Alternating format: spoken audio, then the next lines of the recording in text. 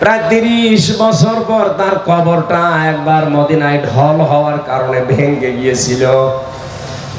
ওই সময় ছোটবেলায় তার সাথে যারা যুদ্ধে লিপ্ত হয়েছিল এখন তারা বড় হয়ে গেছে। রক্ত অনুসন্ধান করতে করতে যে দেখে হযরতে হামজার যে সমস্ত জায়গায় কাফেররা তরবারি দিয়ে আঘাত করেছিল ওই ক্ষত চিহ্ন দিয়ে ফেনকে দিয়ে রক্ত বের হচ্ছে। আমার প্রশ্ন হচ্ছে, মানুষ যদি খাবার খায় তাহলে রক্ত গোশত তৈরি হয়, কথা বলেন ঠিক কিনা? খাবার না খেলে তার রক্ত তৈরি হবে কি করে? এই আয়াত দ্বারা হযরতে হামজার জীবনী দ্বারা প্রমাণ হয় যে মানুষগুলো শাহাদত বরণ করে ওদেরকে আল্লাহ এমনিতে ঘুমিয়ে রাখে না, খাবার খাওয়ান। আমাদের জীবনের একমাত্র চাহিদা, তোমরা যেটা চাও আমাদেরকে মেরে ফেলতে, আমরাও মরতেই চাই। কুকুর শিয়ালের মতো না, আমরা মরতে চাই শাহাদতের মরণ নিয়ে। আমরা মরণ চাই কিসের? আল্লাহ বলেন আমি কিনতে চাই সবারটা না, মিনাল মুমিনিনা, মুমিনদের কাছ থেকে।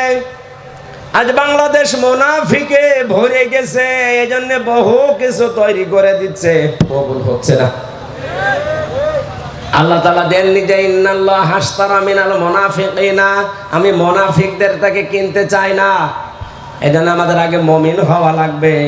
মুমিন না হয়ে মসজিদ বানিয়ে টাইলস লাগিয়ে দিলেও কবুল। আরো জোরে বলেন। আমার কথার ওজন কত আপনি টের পাচ্ছেন? আজ মুমিন না হয়ে আপনি মুনাফিক হয়ে মসজিদে টাইলস লাগিয়েছেন, মসজিদে ফ্যান লাগিয়েছেন, কার্পেট বিছিয়ে দিয়েছেন, 3 তলা মাদ্রাসা বানিয়ে দিয়েছেন। আল্লাহর কসম আল্লাহ কিনবে না, আল্লাহ কিনতে চাই শুধুমাত্র মুমিনেরটা। আর মুমিন ওই লোকটা যে ভালো কাজে আনন্দ পায়, অন্যায় কাজ দেখলে তার কষ্ট লাগে। আজকের কাজটা ভালো কাজ না অন্যায় কাজ? এই জোরে বলেন। এই ভালো কাজে আজ আনন্দ সারা এলাকায় পায়নি। এটা বন্ধ করে দিলে যাদের খুশি হতো এরা ইমানদার না মুনাফিক? ওরা যদি পুরা পেকুয়া মাদ্রাসা বানিয়ে দেয় কবুল হবে? বলেন বলেন। শক্ত হয়ে যাচ্ছে না? এইটা আয়াতের কথা। আমরা জানি কোন বিষয় যদি কেউ বেচা কিনা করতে চায় 4টা জিনিস সামনে রাখা লাগে। একটা সম্পদ লাগে, কি কথা বলেন এখন? একটা মূল্য লাগে, কি?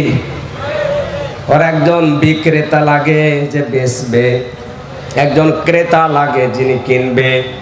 এবার আপনার মগজ আপনার মাথা এদিকে দেন, এখানে সরাসরি ক্রেতাকে আরো জোরে, জোর হলো না? উনি কি আমাদের মতো মেধা নিয়ে আছে? বলেন। উনি এত সক্ষম, আমরা বাজারে গিয়ে পচা মাছ কিনতে চাই না। আমাদের আল্লাহ, আমাদের মালিক যিনি, তার যোগ্যতা, তার সক্ষমতা কত বেশি আপনার কল্পনায় ধরবে না। তিনি যদি কোনো কিছু কিনতে চায়, পচা জিনিস, অবৈধ জিনিস, মিথ্যা জিনিস কিনবে।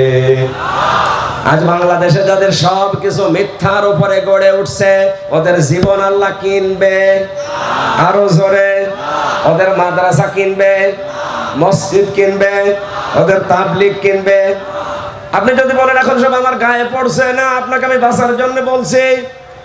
আল্লাহ ইন্নাল্লাহ হাশতারা মিনাল মুনাফিকিনা দেননি, ইন্নাল্লাহ হাশতারা মিনাল কাফিরিনা দেননি, ইন্নাল্লাহ হাশতারা মিনাল মুশরিকিনা দেননি। আল্লাহ দিয়েছেন ইন্নাল্লাহ হাশতারা মিনাল মুমিনিন। আপনাকে আগে মুমিন হওয়া লাগবে। কি হওয়া লাগবে? আরো জোরে। মুমিন হওয়ার জন্য আয়াতের পরবর্তীতে 10টা গুণ আল্লাহ দিয়েছেন।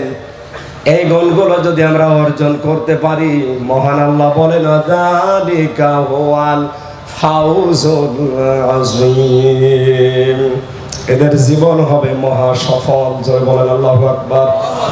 প্রথমে ফ্যানটা দিয়ে গলাটা বসে গেছে, কষ্ট হচ্ছে। না না কিছু লাগবে না। আসলে যেটা করেছিলাম সেটা পারলাম না, তো এই জন্য হচ্ছে না।